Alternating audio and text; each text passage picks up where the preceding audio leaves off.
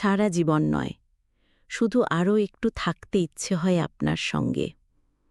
পাহাড় ঘুরবেন, ঝর্ণা দেখবেন, তথাকথিত কোনো সম্পর্কের নাম উপেক্ষা করে, যেমনভাবে গা থেকে মানুষ অকপটে ধুলো ঝেড়ে ফেলে, ঠিক সেভাবে থেকে যাওয়ার মিথ্যে আশ্বাস, ছেড়ে যাওয়ার ভয় সব মাথা থেকে ঝেড়ে ফেলে একসঙ্গে শালিক পাখির ঝগড়া দেখবেন।